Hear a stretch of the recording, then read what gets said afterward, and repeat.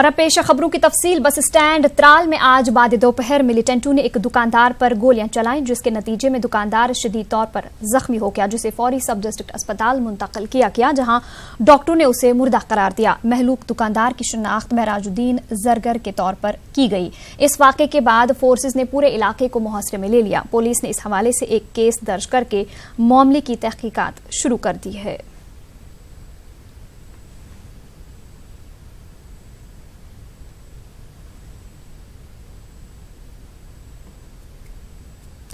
किश्तवाड़ के पलमार से सरथल देवी मंदिर के लिए जा रही एक इको गाड़ी गहरी खाई में जा गिरी। इस हादसे में 4 अफराद हलाक हुए हैं, जबकि 5 दीगर अफराद जख्मी हो गए हैं, जिन्हें डिस्ट्रिक्ट अस्पताल किश्तवाड़ में भर्ती किया गया। बाद में 2 जख्मियों को जम्मू मेडिकल कॉलेज रेफर किया गया।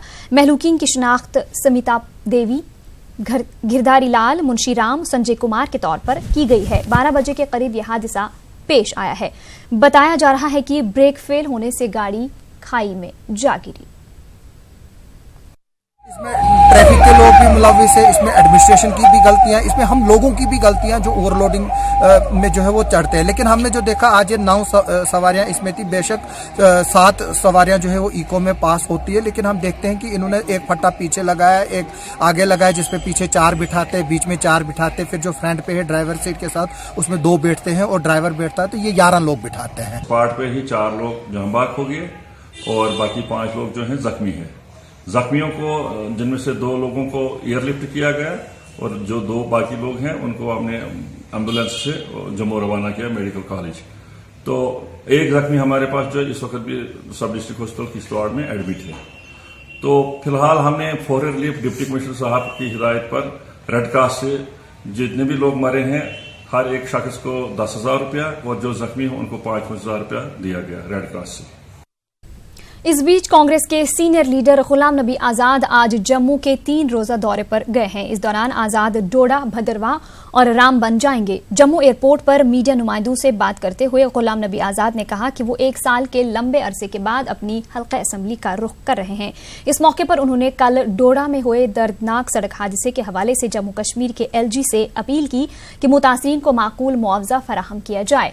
आजाद ने LG से इस हवाले से माकूल इक़दामात करने का भी मुतालबा किया, ताकि आइंदा इस तरह के हादसात पेश न आए।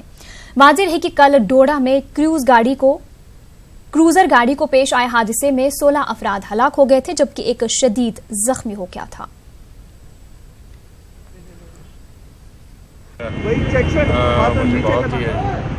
अफसोस है कि मैं ऐसे वक्त में जा रहा हूँ कि जहाँ पूरे डिस्ट्रिक्ट में शोक मनाया जा रहा है। कल की जो घटना हुई एक्सीडेंट की डिस्ट्रिक्ट डोडा में और मरबत में 16 लोग मारे गए, तो शोक में भी मैं डिस्ट्रिक्ट के लोगों के साथ बराबर, परिवारों के साथ बराबर उनके अफसोस में मैं शामिल हूँ। और मैं सरकार से यही निवेदन करूँगा कि ये डिस्ट्रिक्ट डोडा चिनाब वैली को डेथ ट्रैप बन गया।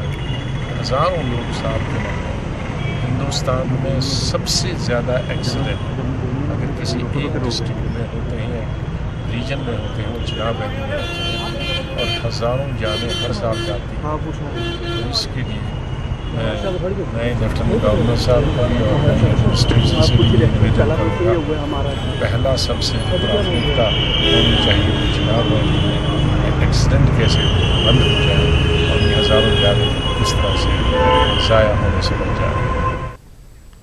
इस दौरान वादी कश्मीर में आज सूरत हाल पुरअमन रही। श्रीनगर के कई मकामात पर दफा 144 नाफिज रही, जबकि कई हसास मकामात पर सिक्योरिटी फोर्सेस को तैनात किया गया था। श्रीनगर के लाल चौक में दोपहर तक दुकानें खुली नजर आईं। आज श्रीनगर के कई मकामात पर ट्रैफिक जैम देखा गया। इस बीच श्रीनगर के कई रूट्स पर मिनी बसें चलना शुरू हो गई हैं। वादी भर में प्रीपेड मोबाइल और इंटरनेट सर्विस लगातार बंद है। हमारे चीफ रिपोर्टर परवेज भट्ट ने मजीद तफसीलात दी हैं। वादी कश्मीर में अब हालात धीरे धीरे सामान्य होते जा रहे हैं। यहाँ पे अगर हम बात करें श्रीनगर में तो मार्केट में जो चहल पहल है वो लगातार जारी है। दूसरी ओर अगर हम बात करें ट्रैफिक के हवाले से तो ट्रैफिक जैम यहाँ पे दिन में लगे रहते हैं, जिसकी वजह से लोगों को शदीद मुश्किलात का सामना करना पड़ता है। घंटों ट्रैफिक में फंस के वो अपनी मंजिलों तक पहुँच पाते हैं। अगर हम ट्रैफिक अमले के हवाले से बात करें वो भी ट्रैफिक जैम्स को रोकने में लगे हुए हैं, ताहम वो अभी तक भी नाकाफ़ी लग रहा है। यहाँ पे अगर हम बात करें ट्रांसपोर्ट के हवाले से तो यहाँ श्रीनगर में लाल चौक और शिवपुरा के दरमियान जो मिनी बस सर्विसेज हैं वो धीरे धीरे अब चलना शुरू हो गई हैं। कुल मिला के देखें तो जो हालात है वो धीरे धीरे लग रहा है कि अब नॉर्मलसी की तरफ बढ़ रहे हैं। फिरोज वानी के साथ परवेज भट्ट, न्यूज़ 18 और दूसरे नगर। जम्मू कश्मीर के लेफ्टिनेंट गवर्नर गिरीश चंद्र मुर्मू ने आज जम्मू में महकमे दाखिला की मीटिंग की सदारत की। इस मीटिंग में महकमे के आला अफसरान ने शिरकत की। इस मीटिंग में जम्मू कश्मीर की मजमूई सलामती सूरत हाल पर तबादुल ख्याल किया गया।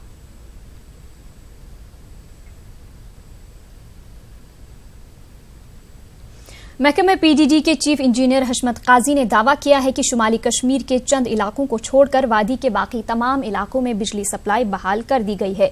पीडीडी चीफ ने न्यूज़ 18 उर्दू के चीफ रिपोर्टर परवेज भट्ट से बात करते हुए कहा कि हालिया बर्फबारी की वजह से बिजली ढांचे को भारी नुकसान से दो चार होना पड़ा। उन्होंने कहा कि फिलहाल बिजली फीस में इजाफे का कोई मंसूबा नहीं है। अगर डिस्ट्रिक्ट्स मान ले तो सारे के सारे डिस्ट्रिक्ट्स हमने कनेक्ट कर दिए हैं। कल रात को लास्ट हमारा बारामूला कुपवारा साइड जो नॉर्थ था, बिकॉज उसमें टॉवर्स वगैरह गिरे थे, तो कोई ऑल्टरनेट अरेंजमेंट करके हमने दलेना ग्रिड और अमरगढ़ ग्रिड कल चार्ज कर दिया और डिस्ट्रिक्ट हेडक्वार्टर सारे चार्ज कर दिए और आज बाकी उनके ऑफ शूट से वो सारे हो जाएंगे। यहाँ पे आज के डेट में 2-3 एरियाज़ हैं जिसका मैं वाज़ेह करना चाहता हूँ। एक हमारी दूलीपोरा एरिया है, उसमें 1-2 दिन लगेंगे। वो कुपवारा से आगे है वो दूलीपोरा एरिया। वहाँ पे बहुत सारी लाइन नीचे गिरी हुई है जिसमें काम चल रहा है और नई लाइन लगा रहे हैं, तो उसमें 1-2 दिन और लगेंगे, तो वो एक स्टेशन भी कंप्लीट होगा। टंगडार में इतना मतलब फार फ्लंग एरिया है, लेकिन हम आज उसको चार्ज करने जा रहे हैं, हमने वो भी क्लियर कर दी, फार फ्लंग एरियाज ऑल्सो। अब एक प्रॉब्लमेटिक एरिया हमारा आज रहा है पट्टन मागाम एरिया। ये इसमें बहुत सारे टॉवर्स गिरे हुए हैं, तो कुछ ऑल्टरनेट अरेंजमेंट्स करके ये एक इमरजेंसी रेस्टोरेशन सिस्टम होता है जो जिसको ERS कहते हैं। तो पिछले 2-3 दिन से ERS खड़ा कर, बिकॉज एक टावर को बनाने में महीनों लगते हैं, लेकिन उसके लिए एक ये टेम्प्रेरी अरेंजमेंट आता है जिसको ERS कहते हैं, तो वो उस पर काम चल रहा है। तो उम्मीद है अगले 2 दिन में ये हमें मागाम ग्रिड चार्ज करके देंगे। जो ही मागाम ग्रिड चार्ज करके देंगे तो बीरवा, आरिजाल एंड खाग एरिया उस पर और मागाम एरिया कनेक्ट हो जाएगा। पट्टन एरिया में हम एक ट्राई कर रहे हैं आज अमरगढ़ से एक लाइन लाने की, सो दैट हम सुंबल सोनावारी साइड भी कनेक्ट कर दें। बस ये एक हमारा अभी प्रॉब्लमेटिक एरिया है जो परमानेंटली तो 1-2 दिन में डेफिनेटली हो जाएगा, बट वी आर ट्राइंग थोड़ा बहुत कुछ आज भी कर सके उसमें। मतलब मसलन एक टावर बचाने के लिए क्या तैयारी करेंगे? अगर मुझे पता है कल से बर्फ़ 2-3 दिन होनी है, तो एक टावर को बचाने के लिए क्या तैयारी हो सकती है? टावर के हवाले से अगर हम बात करें, ये टावर क्यों नहीं इस तरह से बनाए जाते हैं जो कि यहाँ कश्मीर के मौसम के हिसाब से परफेक्ट हो? जैसे बर्फबारी यहाँ पे अंदेशा रहता है हमेशा ज़्यादा होने का, क्यों ज़्यादा टावर्स कोलैप्स हुए इस बार? ये डिज़ाइन जो होता है, ये खैर ये मेरा फील्ड नहीं है, बिकॉज ये हमारा पावर ट्रांसमिशन कॉर्पोरेशन लिमिटेड अलग है, तो ये मेरा फील्ड नहीं है, ये वो करते हैं। लेकिन साथ में एज एन इलेक्ट्रिकल इंजीनियर आपको बताता चलूँ, ये वो टावर्स हैं जिनको CEA सेंट्रल इलेक्ट्रिसिटी अथॉरिटी में अप्रूव किया गया है, जिसमें सारे स्नो लोडिंग के लिए भी डिसाइड। लेकिन आज के केस में ऐसा नहीं है कि ये 3-4 साल की लाइन है वो गिरी हुई है। टावर 20-25 साल पुराने गिरे हुए हैं, सो दैट मीन्स उन्होंने 25 साल में पूरे बहुत ज़्यादा बर्फ़ भी देखी हुई है। ये जियोलॉजिकल डिग्रेडेशन भी होती है ज़मीन में, ये बहुत नीचे तक होता है, सो बहुत सारे फैक्टर्स होते हैं। आहिस्ता आहिस्ता इरोजन कहीं पे हो गया होता है स्लोली, तो कभी ज़्यादा हैवी कोई चीज़ आ जाए। और दूसरी बात, जब आप ये मान के चलिए कहीं पे हमारी लाइन के ऊपर हैवी चिनार के दरख्त जो कभी नहीं, जो सबसे स्ट्रॉन्ग दरख्त है यहाँ पे, लेकिन चिनार के दरख्त गिरना शुरू हो जाए हमारी लाइनों पे, ये तो दोनों साइड से लाइन को बाहर ही निकाल लेते ना। In fact we lost a life also. मेरे एक मीटर रीडर अनफॉर्चुनेटली उसके ऊपर एक चिनार का दरख्त गिर गया हबक के पास में, so he lost his life out there. So ये चीज़ें देखिए, हम कितनी भी तैयारी कर दें, मेरी एक तैयारी हो सकती है हम लोगों की कि सारे के सारे हेडक्वार्टर्ड हों बंदे और इस इवेंचुअलिटी के लिए तैयार हों। बाकी तो उससे ज़्यादा और कुछ नहीं कर सकते इसको कम करने के लिए। एक ऑप्शन ज़रूर है, दैट इज़ अंडरग्राउंड केबलिंग, जो बहुत ज़्यादा डेवलप्ड कंट्रीज़ में कुछ एरियाज़ में होती है। वहाँ पे भी सारा सिस्टम अंडरग्राउंड नहीं होता, because that is very very expensive. You can't have underground system everywhere. तो इन अ फेज्ड मैनर हम अंडरग्राउंड हमने प्रपोज भी किया है। कुछ 2-3 स्कीम्स भी हैं जहाँ जहाँ अंडरग्राउंड कर लें, जैसे पहलगाम, सोनमर्ग, गुलमर्ग, ये 3 टूरिस्ट डेस्टिनेशंस हैं जिनको इस साल पूरा अंडरग्राउंड कर दिया है। तो ऐसे ही यहाँ पे हमारा प्रपोजल बना हुआ है, वो टीसी के लिए गया और काम शुरू करने जा रहे हैं, उसकी टेंडरिंग करने जा रहे हैं। छानपोरा को अंडरग्राउंड करने जा रहे हैं हम, एक कॉलोनी ले रहे हैं ऑन एन एक्सपेरिमेंटल बेसिस, एक पायलट प्रोजेक्ट ले रहे हैं, छानपोरा कॉलोनी को किया जाए। सो ऐसी बात नहीं है कि जितना आपका पॉकेट आपको अलाउ करता है, बिकॉज ये एक बहुत ही ज़्यादा एक्सपेंसिव होता है ये अंडरग्राउंड केबलिंग, और स्पेशली हाई वोल्टेज पे अंडरग्राउंड केबलिंग करना, बट बाय एंड बाय जाएगा। लेकिन साथ में मैं ये भी कहता चलूँ, आप इंटरनेट पे जाइए, मोस्ट ऑफ द जो डेवलप्ड कंट्रीज़ हैं वहाँ पे भी जब स्नोफॉल हैवी हो जाए वहाँ पे भी पावर आउटेजेस होती हैं, बिकॉज जहाँ पे बेयर वायर ओवरहेड लाइंस हैं वहाँ पे it is bound to happen once in a while. मेरे पास में अभी तक तो हमने 2500-2700 पोल हमने दे दिए फॉर टेम्प्रेरी रेस्टोरेशन, बट जो मेरे पास में रिकॉर्ड मतलब डिवीज़न से आ रहा है तो तकरीबन 5-6 हज़ार पोल हमारे डैमेज हो गए हैं, या टूटे हैं, या बेंड हो गए हैं, या गिर गए हैं। So around 5-6,000 poles. ऐसे ही ट्रांसफार्मर्स अराउंड 700-800 ट्रांसफार्मर सिर्फ 1-2 दिन में ख़राब हो गए। सो काफ़ी सारा डैमेज, बहुत सारा डैमेज हो गया इस चीज़ से। मतलब I don't know why is there a तशवीश इन दिस। मतलब तशवीश होता है कि डर रहे हैं कि क्या होगा। ये तो इनफैक्ट बहुत इजी है ना तशवीश से, बिकॉज आप जब महीने भर की बिजली खर्च कर लेते हैं उसके बाद में वेट कर रहे होते हैं पता नहीं बिल कितने का आ गया, कितना हमने कंज्यूम किया। ये तो ज़्यादा अच्छा है ना, आप पहले ही 1000 रुपये का रिचार्ज कर दीजिए मीटर को और उसके हिसाब से खर्च कर लीजिए, तो आपकी तशवीश तो सारी ख़त्म होनी चाहिए। बल्कि मेरे हिसाब से तो कंज्यूमर को मांगना चाहिए कि प्रीपेड मीटर्स हो, सो दैट हम अपने तरीके से बिजली खर्च कर लें उस हिसाब से, और अपने सारे घर वालों को बता दें कि मैंने ये लाया है, इसे एक पैसा ज़्यादा नहीं खर्च करना है, इसके अंदर में अपनी बिजली की नीड्स यूज़ करो। तो आप खुद ही अपनी लाइट्स बंद कर दोगे, कहीं पे किसी ने हीटिंग लोड अननेसेसरली चलाया है वो बंद कर लेंगे, बाकी चीज़ें बंद कर लेंगे, सो दैट आप with in that budgeted amount गुजारा कर सकते हैं। तो ये तो एक बहुत ही अच्छी चीज़ सिर्फ कंज्यूमर्स के लिए है, बाकी नहीं। ये देखिए, मैंने लास्ट ईयर भी बोला जिस दिन कोई टीवी चैनल ने इंटरव्यू किया था, ये पिछले 2 साल से प्रोसेस चल रहा है।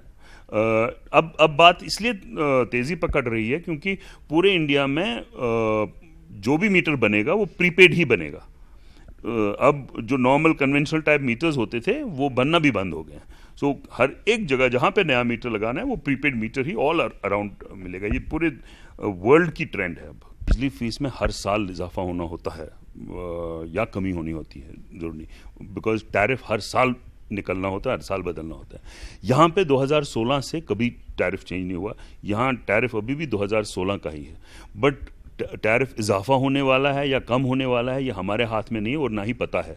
गवर्नमेंट ने हर एक जगह पे रेगुलेटर्स रखे हैं। मैं तो अपना लॉस बचाने के लिए मैं एक यूनिट 20 रुपये का कर लूँगा, लेकिन मुझे रेगुलेटर्स इजाज़त नहीं देंगे क्योंकि रेगुलेटर्स कंज्यूमर्स के लिए होते हैं, कंज्यूमर्स के इंटरेस्ट देखने के लिए होते हैं। सो टैरिफ बढ़ाना हमारा काम नहीं है, ये जब रेगुलेटर्स इजाज़त देंगे तो उस टाइम पे करते हैं। तो अभी as of now I have no idea ये कहाँ से बात निकल आ रही है कि कब, बट 16 से नहीं हुआ है, होना तो ज़रूरी चाहिए, बट अभी 16 से नहीं हुआ है, तो अभी इन द नियर फ्यूचर भी मुझे अभी पता नहीं कैसे। बट फिर से वाज़ेह कर लूँ कि ये हमारा डिपार्टमेंट नहीं करता, टैरिफ रेगुलेटर्स के थ्रू आ जाता है। वहीं कश्मीर के महकमे पीएचई के चीफ इंजीनियर अब्दुल वाहिद ने कहा कि महकमा वाटर लिफ्टिंग के लिए डीजी सेट्स मुहैया रखने का मंसूबा रखता है ताकि लोगों को भारी बर्फबारी जैसे मुश्किल सूरत हाल के दौरान परेशानियों का सामना न करना पड़े। चीफ इंजीनियर ने कहा कि बिजली पर मुकम्मल इन्हिसार की वजह से पानी सप्लाई ऐसे हालात में मुतासिर हो जाती है। ये वाटर सप्लाई पावर डिस्ट्रप्शन की वजह से फंक्शनिंग नहीं कर रही थी, लेकिन उसमें हमारे 300 डीजी सेट्स हमारे पास अवेलेबल हैं डिफरेंट स्कीमों में, तो वो 300 के 300 हमने ऑपरेट किए, तो 300 स्कीमों में रिस्टोरेशन जो है वो इमीडिएटली हो गई। उसके अलावा जो 267 स्कीमें हमारी ग्रेविटी की थी, उनके हेड वर्क्स में स्नो एकोमुलेशन या थोड़े बहुत बर्फ़ की जो जमावट है उसकी वजह से पानी की डाइवर्शन हो गई, तो पाइपलाइन में पानी नहीं आ रहा था। वो एकदम से हम लोगों ने एक दिन ज़्यादा से ज़्यादा उनमें 2 दिन गए तो हमने उनको रिस्टोर कर लिया। वो 50 to 59 भी चल रही हैं। सिर्फ इस वक्त जो प्रॉब्लम है वो 380 स्कीमें हैं जहां हमारे पास डीजी सेट्स अवेलेबल नहीं है। वो टोटली डिपेंडेंट आपकी सिटी सप्लाई पर है। लेकिन मेन प्रॉब्लम हमारी इस वक्त जो है वो हमने नॉर्थ साइड को लेकर है। हालिया बर्फबारी की वजह से कश्मीर में हॉर्टिकल्चर का शोबा बुरी तरह से मुतासिर हुआ। बर्फबारी की वजह से इस सनत को शदीद नुकसानात से दो चार होना पड़ा है। उधर शोबे से वाबस्ता अफराद कई खदशात का इजहार कर रहे हैं। गुज़िश्ता 2 बरसों से लगातार बेवक्त बर्फबारी ने गोया इस सनत की कमर तोड़ के रख दी है। ऐसे में अब मेवा काश्तकार सिर्फ और सिर्फ सरकार की बर वक्त इमदाद पर नजरें मरकूज किए हुए हैं। पेश है मुदस्सिर कादरी की एक खास रिपोर्ट। 2 साल से कश्मीर में बेवक्त बर्फबारी और गैर मुतवक्का मौसमी हालात का सबसे ज्यादा असर यहाँ की मेवा सनत पर पड़ा है, जिसकी वजह से कश्मीरी मईशत की रीढ़ की हड्डी तस्वुर किए जाने वाला हॉर्टिकल्चर शोबा शदीद नुकसानात से दो चार हुआ है।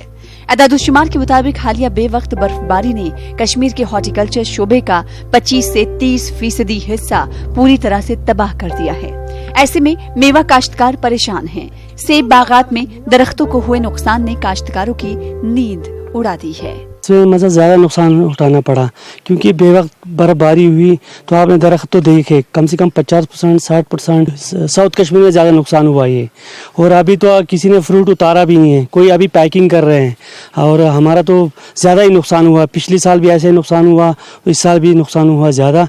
अभी तक 7 दिन 8 दिन हो गए, कोई एग्रीकल्चर हॉर्टिकल्चर या रेवेन्यू डिपार्टमेंट से कोई भी आदमी, कोई गवर्नमेंट कर्मचारी यहाँ पर नहीं आया कुछ कम अज कम इसका ये जायजा ले ले कि इनका क्या नुकसान हुआ। मेरा तो दिल ही टूट गया, कमर ही टूट गई। हमने KCC लोन इतना लिया था, पिछले साल इन्हें बड़े दावे किए थे 100% नहीं तो 50% हम आप लोगों को माफ करेंगे। 1 रुपया का हमें, खासकर मैं अपना जाती बोलता हूँ कि 1 रुपया मुझे नहीं मिला। वादी में मेवा सनत से बिल वास्ता या बिला वास्ता तौर पर लगभग 7 लाख खानदान वाबस्ता हैं। जम्मू कश्मीर की GDP में 7% मेवा सनत का रोल है। जम्मू कश्मीर में 3.38 लाख हेक्टेयर अराजी पर मेवे की काश्त की जाती है, जिसमें से 1.62 लाख हेक्टेयर अराजी पर सिर्फ सेब की काश्त होती है। ऐसे में मेवा काश्तकारों का इल्जाम है कि इस सनत को मजीद वुसअत देने और जदीद तकाजों को पूरा करने में सरकार और मुताल्लिकीन ताहाल कलियादी रोल अदा करने में नाकाम रहे हैं। अभी तक डिपार्टमेंट का कोई हॉर्टिकल्चर का कोई मतलब बंदा ही नहीं है, जिसकी ड्यूटी है वो भी नहीं है, उसकी तो बात ही नहीं है। बाकी टीम की जो बात नहीं है, कल से बोल रहे थे कि मंडे को टीम आएगा, कोई टीम यहाँ पे नहीं आई मंत्राक में। पिछले साल भी ऐसे ही हुआ, पिछले साल भी हमारे साथ मजाक किया, तो इस साल तो हॉर्टिकल्चर वालों ने फिर से हमारे साथ सरकार ने मजाक किया। उधर इंतजामिया हालिया बर्फबारी से पैदाशुदा सूरत हाल से निपटने के लिए अमली इक़दामात उठाने का दावा कर रही है। महकमे के डायरेक्टर एजाज अहमद का कहना है कि हालिया बर्फबारी को कुदरती आफत करार देने सरकार से रुजू किया गया है। इन्होंने कहा कि मेवा काश्तकारों को भी महकमे की जानिब से जारी की गई एडवाइजरी पर अमल करना चाहिए। हमें इंस्ट्रक्शन है सरकार की तरफ से कि इनको भरपूर मुआवना मदद किया जाएगा। उसमें हम असेस कर रहे हैं अलॉन्ग विद रेवेन्यू, तो इसमें 5-10 दिन लग जाएंगे। इंशाल्लाह मुतमईन रहें किसान लोग की उनको जितना भी पॉसिबल है सरकार की तरफ से मदद होगी। और एडवाइजरी भी जो हमने दी है उस पर भी अमल करना है। हमारे पास रिपोर्ट्स हैं, मैंने खुद भी जायजा लिया कि यहाँ कुलगाम एरिया में नुकसान काफ़ी सारा है, शोपियान में है, बारामुल्ला में है, कुपवारा में है। इसका हम अंदाज़ा लगा रहे हैं और इसको हम सरकार के सामने। माजिर है कि जम्मू कश्मीर सेब की पैदावार में मुल्क में सरे फहरिस्त है और यहाँ पर औसतन सेब की पैदावार 15 से 20 लाख मैट्रिक टन के दरमियान रहती है। ऐसे में यहाँ की मेवा सनत को जवाल पजीर होने से बचाने के लिए बरवक्त इक़दामात उठाने की बेहद जरूरत है, जबकि कुदरती आफात के दौरान मेवा काश्तकारों की राहत के लिए क्रॉप इंश्योरेंस स्कीम के अलावा दिगर स्कीमों का निफाज वक्त की अहम जरूरत है। न्यूज़ 18 उर्दू के लिए अनंतनाग से मुदस्सिर कादरी की रिपोर्ट। वहीं हालिया बर्फबारी के बाद तारीखी मुगल रोड मुसलसल कई रोज से ट्रैफिक की आमदरफ्त के लिए बंद है। वहीं शहरा से बर्फ हटाने का काम जारी है। Chief engineer Mughal road Abdul Majid Khan ने डीसी शोपियां चौधरी मोहम्मद यासीन और मैकेनिकल डिपार्टमेंट अफसरान के हमरा रोड पर जारी काम का जायजा लिया। इस मौके पर बर्फ हटाने वाले अमले पर जोर दिया गया कि शहरा को खोलने के लिए हंगामी बुनियादों पर काम किया जाए। हालिया बर्फबारी की वजह से मुगल रोड पर 3 से 5 फीट तक बर्फबारी हुई, जिससे शहरा को ट्रैफिक की आमदरफ्त के लिए दोनों तरफ से बंद कर दिया गया। डीसी शोपियां ने कहा कि मौसम साजगार रहने की सूरत में 1 हफ्ते के अंदर शहरा को ट्रैफिक की आमदरफ्त के काबिल बना दिया जाएगा, जबकि शहरा पर काम कर रहे इंजीनियरों ने आम लोगों से महकमे के साथ ताउन करने की अपील की है। अभी हमने तकरीबन 24 kilometre road beyond Dubjan and almost up till Sajnar clear कर दिया है। हमें इस साल काफ़ी दिक्कत आ रही है इस हवाले से कि काफ़ी ज़्यादा लैंडस्लाइड्स आई हैं पूरे स्ट्रेच पे, और जिधर बहुत ज़्यादा बड़े बड़े बोल्डर्स यानी कि पत्थर साथ में उतरे हैं, तो इसलिए हमें को शिफ्ट करना पड़ रहा है and that is why it is taking longer than average until and unless ये जो कमिंग 15th का फोरकास्ट है, अगर वो ज़्यादा एडवर्स नहीं रहा तो इंशाल्लाह हम 1 हफ्ते के अंदर अंदर एटलीस्ट शोपियां ज़िले में जो हमारा स्ट्रेच है मुगल रोड का वो हम क्लियर कर देंगे once the stretch from Poonch is also through. उधर बांडीपुरा गुरेज सड़क से बर्फ हटाने का काम अब की बार बीकन के बजाय मैकेनिकल इंजीनियरिंग महकमे ने शुरू कर दिया है और सड़क के दोनों अतराफ बर्फ हटाने का काम जारी है। बताया जा रहा है कि बांडीपुरा गुरेज सड़क से बर्फ हटाने के लिए इस साल बीकन को इजाजत नहीं मिली, जिसके बाद जिला इंतजामिया बांडीपुरा ने मैकेनिकल इंजीनियरिंग महकमे को सड़क से बर्फ हटाने के काम पर लगा दिया। वाज़ेह रहे कि बांडीपुरा गुरेज सड़क हालिया बर्फबारी के बाद बंद पड़ी है, जिस वजह से गुरेज में सैकड़ों लोग दरमांदा है। न्यूज़ 18 उर्दू से बात करते हुए डीसी बांडीपुरा शहबाज अहमद मिर्जा का कहना था कि सड़क से बर्फ हटाने के अलावा दरमांदा मुसाफिरों के लिए अगरचे फजाई सर्विस भी शुरू करने का मंसूबा है, ताहम खराब मौसम के चलते फजाई सर्विस शुरू नहीं हो पा रही है। वो रोड बंद हुई है, राजदान पास पर करीबन 4-5 फुट के करीब बर्फ गिरी हुई है। तो हर साल यहाँ पर BRO ये मैंडेट होता था को बर्फ को क्लियर करती थी। इस साल शायद उन्हें ये मैंडेट नहीं मिला विंटर स्नो क्लियरेंस का, तो ये हमने टेकअप किया हुआ है गवर्नमेंट के साथ भी। अभी तक क्योंकि उन्हें वो क्लियरेंस नहीं मिली थी तो हमने मैकेनिकल इंजीनियर के थ्रू अब उसकी क्लियरेंस शुरू की है। कल से काम शुरू है।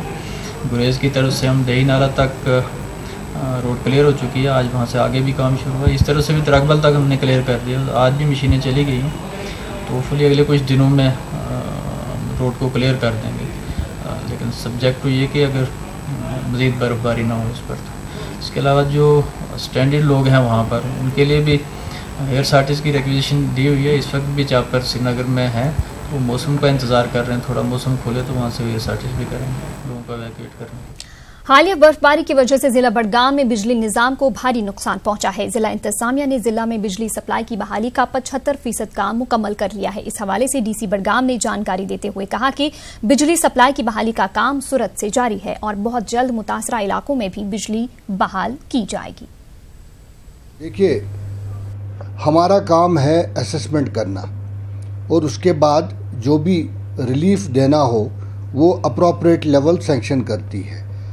3 तरीके के जो असेसमेंट हमने अभी कराए हैं जो इस वक्त हो रहे हैं, असेसमेंट इज अंडर वे।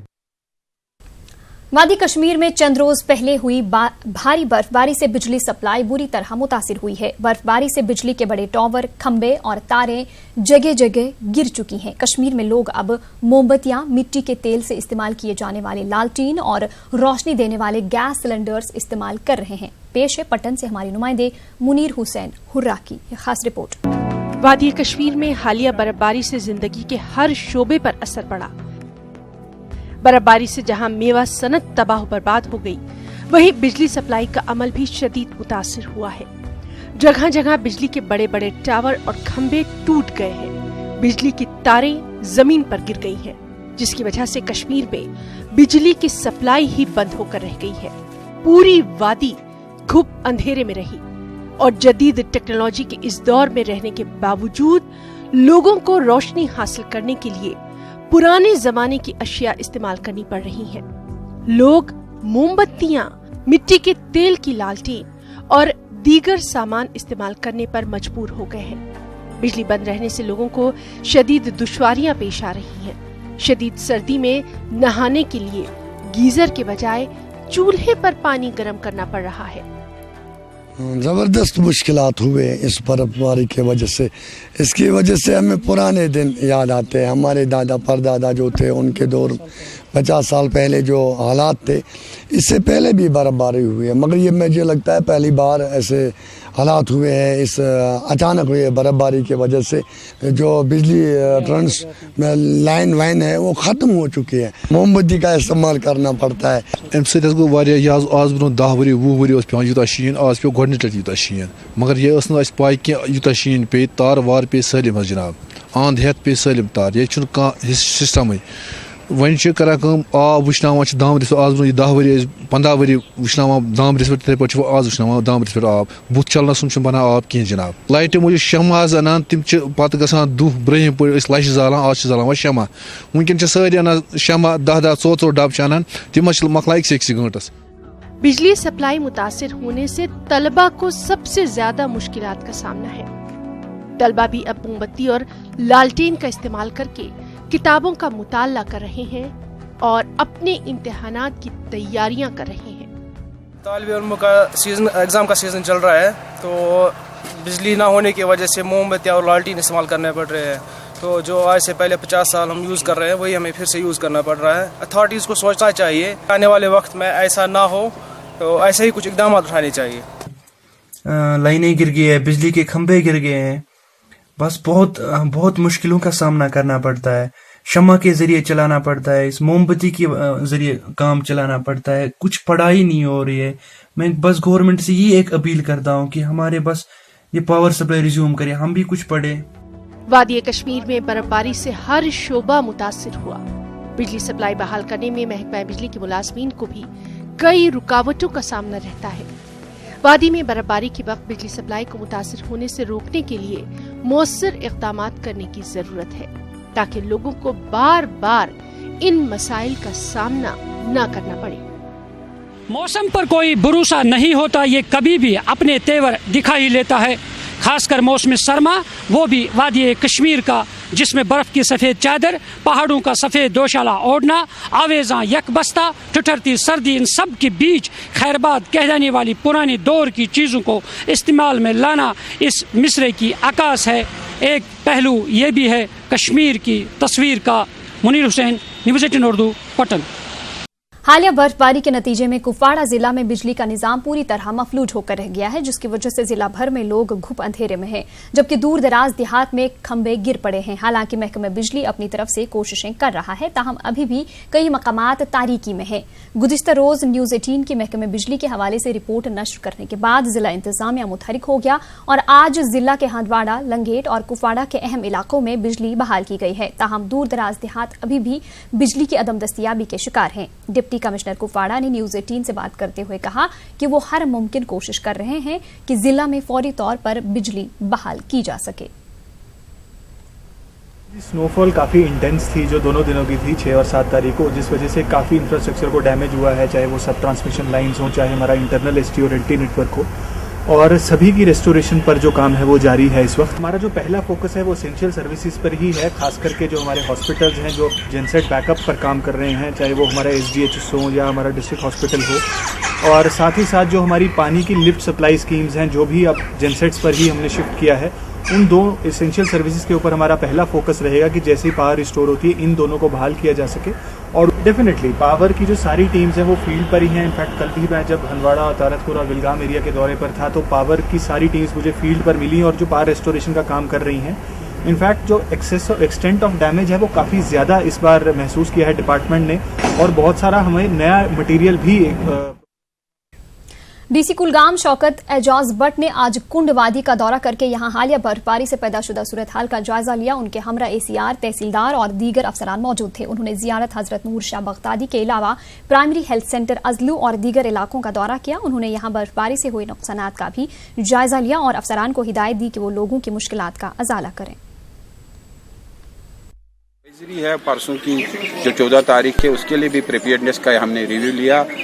यहाँ मैंने पीएससी रजलो का भी जायजा लिया और यहाँ वाल्टेंगो में भी हमारी एक पीएससी अब अंडर कंस्ट्रक्शन है, उस पर हमने कहा मुतल्लिका एजेंसी को इस पर फौरन काम इस पर कर ले। और इसके साथ ही हमारे जो ज़ियारत शरीफ वाल्टेंगो में है तो इस पर भी टूरिज़्म की एक बिल्डिंग बन रही है, जो उसमें भी हमने जायजा लिया कि ये काम इसमें हम सूरत से काम करेंगे। जहाँ तक हमारी डिज़ास्टर मैनेजमेंट का ताल्लुक है, इस सिलसिले में डिस्ट्रिक्ट में 2 डिज़ास्टर मैनेजमेंट सेंटर्स हमने अपर एचएस में खोले हैं। मेरे पास जो डिस्ट्रिक्ट में स्नो क्लियरेंस मशीन्स हैं वो 12 हैं। इसमें हमने डेशपोरा में प्री पोजिशनिंग ऑलरेडी की है 3 मशीनें, और यहाँ भी हम 1 मशीन को प्री पोजिशन कर रहे हैं वाल्टेंगो में। Deputy commissioner Pulwama doctor Raghav Langar ने आज एडीसी ऑफिस अवंतीपुरा में त्राल, अवंतीपुरा और पांपुर से आए हुए मुख्तलिफ वफूद से मुलाकात की। इस मौके पर इलाके के लोगों ने डिप्टी कमिश्नर के सामने अपने कई मसाइल रखे। कमिश्नर ने अफसरों को मौके पर ही हिदायत दी कि वो अवलीन तरजीह के साथ लोगों के मुतालबात को हल करने की कोशिश करें। डिप्टी कमिश्नर ने सब जिला त्राल के मुख्तलिफ इलाकों का भी दौरा किया, जहां उन्होंने हालिया बर्फबारी से पैदा सूरत हाल का जायजा लिया। इस मौके पर उन्होंने सितूरा रोड और धोबीवन में जेर तामीर पुल का भी जायजा लिया। इश्यूज भी थे जो कम्युनिटी ने वहाँ पर रेस की है, उसको भी हम लोग रिजॉल्व करेंगे। बिजली, सड़क, पानी से रिलेटेड इश्यूज थे। और फिर हम लोग शिकारगाह भी गए और साथ में तराल, सतूरा रोड और अन्य जगह पर जहाँ पर ब्रिजेस के कुछ वर्क्स थे उनका हम लोगों ने मुआयना भी किया। तो इस टाइप की हमारी जो विजिट्स हैं वो चलती रहेंगी, सो दैट जो हमारे डेवलपमेंटल वर्क्स हैं उसका फिजिकल प्रोग्रेस और मौके पर उसका हम लोग जायज़ा लें और फर्स्ट हैंड एक्सपीरियंस रहे उसमें कि क्या स्टेटस है वर्क्स का। हालिया बर्फबारी के बाद वादी कश्मीर में जिंदगी का हर शोबा मुतासिर हुआ है। गैर मुतवक्का बर्फबारी से जिला शोपियां में मुकीम गुजर बकरवाल तबके से वाबस्ता अफराद भी काफी मुतासिर हुए हैं। जिला शोपियां के मुख्तलिफ इलाकों में मुकीम खाना बदोश जो कि सरमा में जम्मू से वादी का रुख करते हैं, बर्फबारी से उनकी आरजी रिहाइशगाहें तबाह हुई हैं, जबकि बर्फबारी से तारीखी मुगल रोड बंद होने से खाना बदोश दरमांदा हो गए हैं। मुतासिरा खाना बदोशों ने हुकूमत से इनके लिए आरजी रिहाइशगाह फराहम करने की अपील की है। टेंट भी हमारे गिर गए हैं, हमारे कम से कम 50 दे रहे हैं राजौरी के यहाँ मजदूर। तो हमें कोई गवर्नमेंट की सहूलत नहीं है। हमारा रास्ता है जो मुगल रोड वो भी बंद हो चुकी है, कोई हमारे लिए वैसा नहीं है। हमारी कोई गवर्नमेंट गाड़ी यहाँ नहीं है, गाड़ी वाले किराए मांगते हैं हमारे से 2-2 हज़ार रुपये यहाँ से जम्मू तक। तो हमें कोई राब्ता नहीं है। जो भी हम राजौरी के कम से कम 50 डेरा हमारा यहाँ फंस गया है। हमारे साथ कोई नहीं है, कोई राशन नहीं है, हमें कोई पानी का नहीं है इंतज़ाम, कोई टेंट का इंतज़ाम नहीं है, हमें कोई रिहाइश, हमें बैठने के लिए कोई। वहीं शोपियां जिला में भी मेवा सन्नत को बड़े पैमाने पर नुकसान हुआ है। बीजेपी के सीनियर लीडर जावेद कादरी ने जिला की केलर तहसील के कई इलाकों का दौरा किया और बर्फबारी से हुए नुकसानात का जायजा लिया। जावेद कादरी ने मरकजी हुकूमत और लेफ्टिनेंट गवर्नर से मुतालबा किया कि वो मेवा काश्तकारों को हुए नुकसानात का जल्द तखमीना लगाया जाए और काश्तकारों के केसीसी कर्जे माफ किए जाएं ताकि रवा बरस मेवा काश्तकारों को हुए नुकसानात की भरपाई हो सके। सेंट्रल गवर्नमेंट और लेफ्टिनेंट गवर्नर से अपील करना चाहता हूं कि कम से कम इस टाइम में कम से कम इन ज़मींदारों का केसीसी माफ़ कीजिए और उसके बाद भी कुछ कीजिए, क्योंकि आज आपने देखा है शोपियान या पुलवामा या पूरे साउथ कश्मीर के जितने भी बागान हैं ख़त्म हो गए हैं। आज लोग रो रहे हैं। कम से कम अगर इनका केसीसी माफ़ आज होगा तो वो इन लोगों पे मतलब बहुत बड़ी शुक्रगुजारी होगी गवर्नमेंट की। आपने आज खुद देखा है कि बिल्कुल बाग ख़त्म हुए हैं। अभी 50 गाँव में गया हूँ परसों से और 50 गांव में खाली लोग रोते हैं। आपने खुद भी देखा है कितना नुकसान है। नुकसान तो ज़बरदस्त है। कम से कम मैं गवर्नमेंट से अपील करना चाहता हूँ अपने लेफ्टिनेंट गवर्नर साहब से कि इसका एस्टिमेट किया जाए और लोगों को मुआवजा मिलना चाहिए। न्यूज़ 18 उर्दू की पहुंच आपकी आवाज बनकर मसाइल के हल के लिए हर दम आवाम के साथ है। जिला रामबन में भी न्यूज़ 18 उर्दू की खबर के असर के बाद झूला ब्रिज मेत्रा रामबन में काम शुरू हो गया है। देखिए बिलाल बाली की ये खास रिपोर्ट। रामबन में जिला हेडक्वार्टर को मिलाने वाले वाहिद झूला पुल पर काम शुरू होने से अवाम ने न्यूज 18 उर्दू का बेहद शुक्रिया अदा किया है।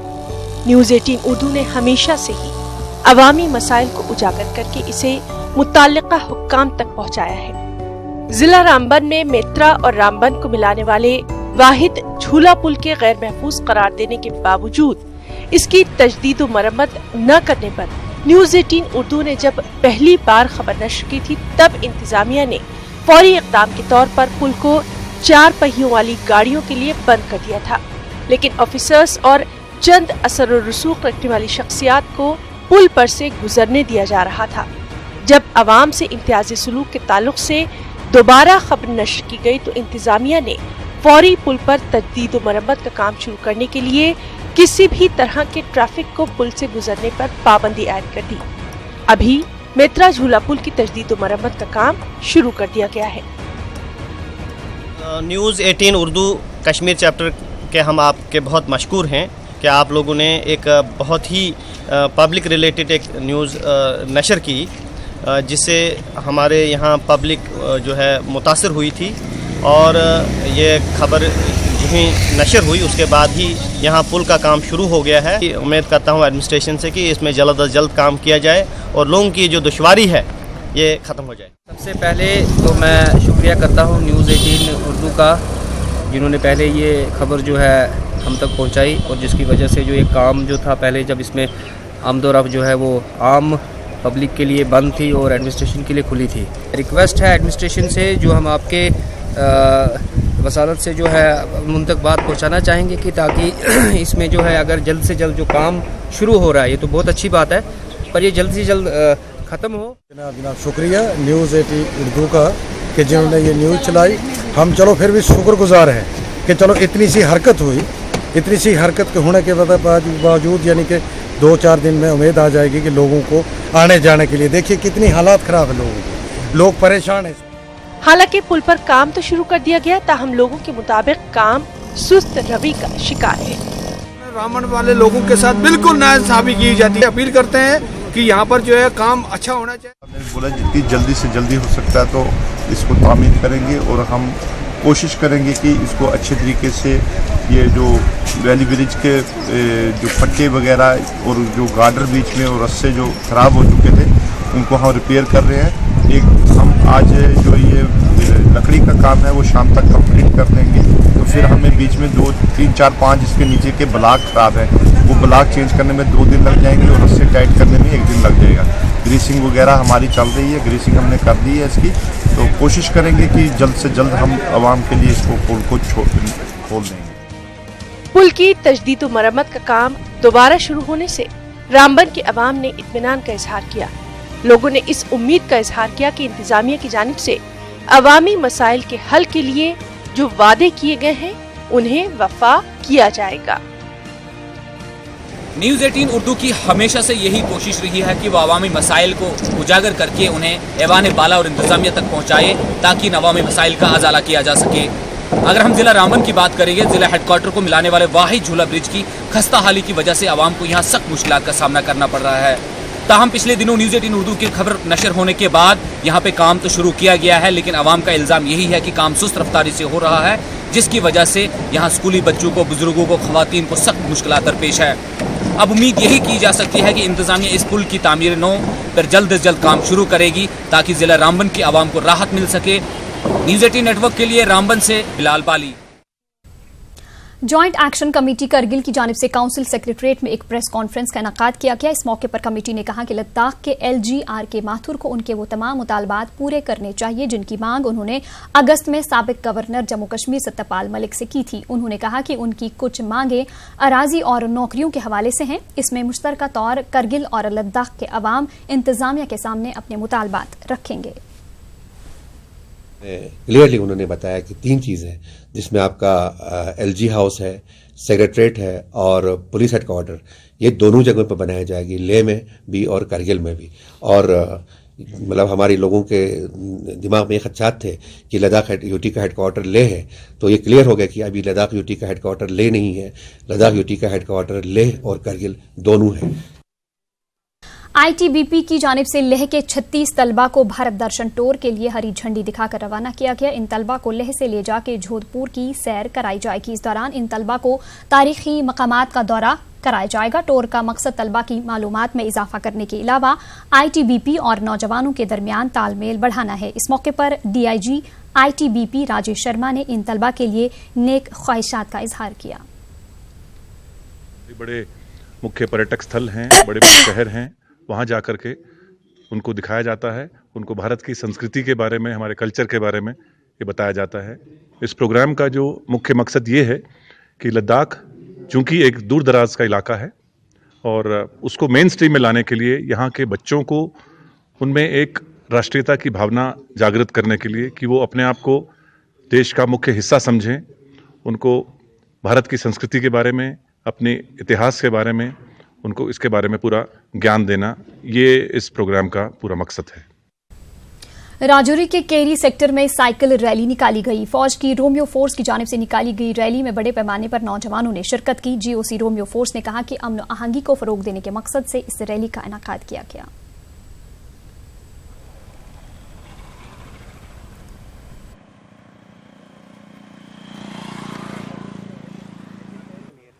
हाँ, हमें बहुत अच्छा लग रहा है इस रैली में हिस्सा लेके और बहुत अच्छी हमें सीखने को मिली है। साइकिल बहुत अच्छे से सीखी हमने। बहुत सा शुक्रिया, दिल से शुक्रिया अदा करना चाहते हैं कि उन्होंने हमें यहाँ पे रैली में हिस्सा लेने की इनवाइट किया और पीस के लिए, यहाँ पे शांति के लिए रैली करा रहे हैं। यहाँ पे हमने 29 बच्चे इकट्ठे किए हैं जिनको साइकिल का पहले ट्रेनिंग दिया है और उनकी ये पूरे अवाम को प्रोटेक्शन में कंसर्न्ड अथॉरिटीज़ हैं तमाम, आर्मी, जेके पुलिस, BSF, यहाँ सिविल एडमिनिस्ट्रेशन, सब के नुमाइंदे यहाँ पे इस इवेंट में शामिल हैं। यौम विलादत बासआदत हज़रत मोहम्मद मुस्तफ़ा सल्लल्लाहु अलैहि वसल्लम और हफ्ते वहदत की मुनासबत से मागाम में अंजुमन शरीशियान के ज़ेर एहतमाम तकरीब का इनेकाद किया गया। तकरीब से कबल मागाम बाजार से होते हुए इमाम बारगाह योगीपुरा तक रैली भी निकाली गई। रैली में जामा बाबुल इल्म मकातिब के हज़ारों तलबा व तालिबात ने शिरकत की। रैली में काफ़ी तादाद में आम लोग भी शरीक रहे। तकरीब में अंजुमन शरीशियान के सदर आगा सैयद हसन नज़रबंदी की वजह से शिरकत नहीं कर सके। आगा सैयद अकील, आगा सैयद मोहम्मद हुसैन सफ़वी, आगा सैयद मोहम्मद हुसैन मौसवी और दीगर उलमा मौजूद रहे और इमाम खुमैनी के हुक्म के मुताबिक हफ्ते वहदत मनाने पर रोशनी डाली।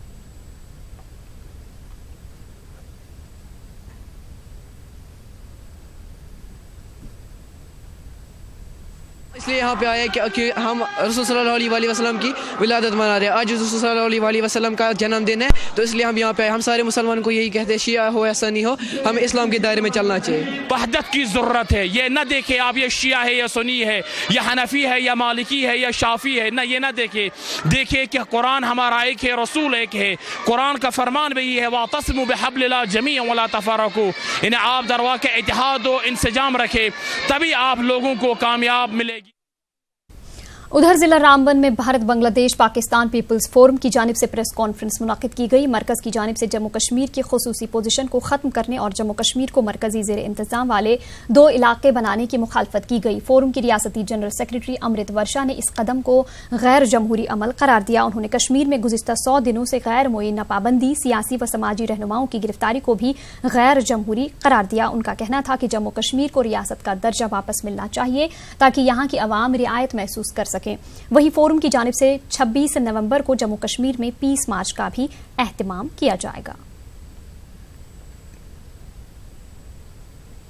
पाकिस्तानी आर्मी की जानिब से आए दिन LOC के मुख्तलिफ इलाकों को निशाना बनाया जा रहा है। वहीं पाकिस्तानी गोलाबारी के दौरान जम्मू कश्मीर पुलिस की जानिब से मुतासरा इलाकों में गोलाबारी में फंसे या फिर जख्मी हुए लोगों को महफूज मकामात या अस्पताल पहुंचाने का काम अंजाम दिया जाता है। पुलिस इस दौरान बुलेट प्रूफ बख्तरबंद गाड़ियों का इस्तेमाल करती है। पुलिस गोलाबारी के दौरान रात को LOC के इलाकों में गश्त करती रहती है ताकि किसी भी इमरजेंसी सूरत हाल में लोगों की मदद की जा सके। इन गाड़ियों के गश्त का नजारा कल रात न्यूज़ 18 की टीम ने उस वक्त किया जब पाकिस्तान की जानिब से कल शाम से पूंछ के कस्बा केरनी और शाहपुर सेक्टर में गोलाबारी की जा रही थी।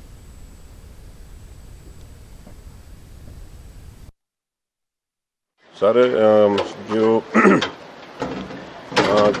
शाम से काफ़ी जो है LOC पे भारी गोलाबारी हो रही है, तो जनाब SSP साहब ने ये एक बैंकर गाड़ी जो है ये चौकी पुलिस नीचे भेजी हुई है। ये गाड़ी जो है हमें दी गई है कि रात को कहीं भी, जहाँ भी इस वक्त भी जो फायरिंग हो रही है, जहाँ भी कोई आदमी सिविलियन जख्मी होगा उसको इस गाड़ी की मदद से, ग्रैंकर की मदद से जो है हॉस्पिटल में उसकी जान बचाने के लिए पहुँचाया जाएगा।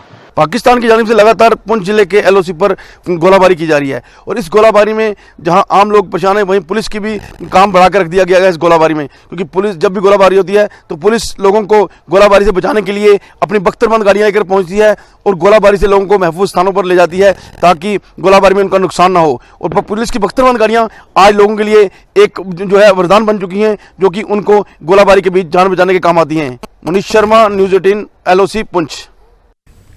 1947 में मकबूजा कश्मीर से निकलने पर मजबूर हुए पनागुज़ीनों ने कठुआ में प्रेस कॉन्फ्रेंस की। जम्मू कश्मीर शरणार्थी एक्शन कमेटी के बैनर तले इस कॉन्फ्रेंस में जम्मू कश्मीर को मरकज के जेर इंतजाम इलाका बनाए जाने का खैर मकदम किया गया। पनागुज़ीनों की तंजीम ने इस मौके पर वज़ीर आज़म का शुक्रिया अदा किया। पनागुज़ीनों की बाज़ाबादकारी के लिए रोड मैप तैयार करते हुए इन्हें मुआवजा देने की मांग की गई। तंजीम ने कहा है कि लगभग 36,000 खानदानों को पीओके छोड़ना पड़ा। पीओके पर से पाकिस्तान का कब्जा हटाने की हुकूमत हिंद से मांग की गई है।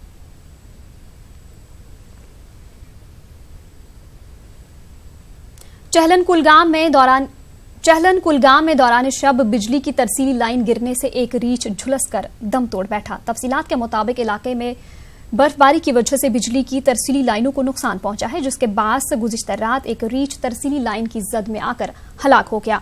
लोगों ने बिजली निजाम को बेहतर बनाने और इंसानी जानों के तहफ़्फ़ुज़ को यकीनी बनाने पर जोर दिया। दरिया असना महकमे वाइल्ड लाइफ ने हलाकशुदा रीछ को अपनी तहवील में लेकर कार्रवाई शुरू की है।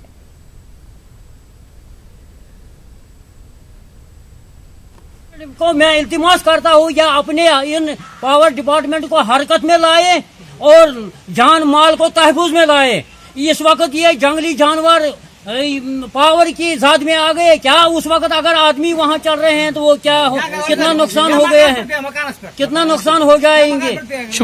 गांव में आपस में दौड़ रहा था उधर इधर, लेकिन वहाँ से लाइन कट गई, उसकी वजह से वो झुलस गया। उस टाइम नमाजी भी वहाँ से निकल गए, वो दूसरे रास्ते से आ गए, लेकिन यहाँ की जो लाइन मैंने वो दूसरी तरफ चले गए टाउन में। यहाँ ध्यान नहीं है, हमने इधर खुद तार वार जो है खुद संभाला, सब ठीक किया। गो ये चिंगड़ाई गरवेल नेरहन अगर चिंगड़ाई हून चिंगड़ाई ये नेबा खापुत खसमुत भी हून तो यमो कर फौरन पर यमन बोने जब है वो निर्जन गया अजन खापुत बिशल लहन पथर इधर पर बच पर गए तो सुकर काट तक तो सुबह टाइम पतो सुबह योता में ये पर वाइल्ड लाइफ वाला। आज जिला पूंछ में एलओसी पर वाक़ दिगवार गांव में सालाना उर्स मुबारक का एहतमाम किया गया। फखरुद्दीन के आस्थाने पर जिला भर से आए कई अकीदतमंदों ने हाजिरी दी। जायरीन ने इस दौरान इलाके में अमन अमान की दुआ की। इस मौके पर जियारत कमेटी ने जिला इंतजामिया से बेहतर इंतजाम करने की मांग की। जियारत के लिए आने वाली सड़क की मरम्मत करवाने की इंतजामिया से मांग की गई। इस दौरान फखरुद्दीन के आस्थाने पर चादर पेश की गई, जिसके बाद उर्स मुबारक बाज़ाब्ता तौर से शुरू हुआ। आज देर शाम तक लोग यहां आते रहे और उनके लिए लंगर का इंतजाम किया गया था।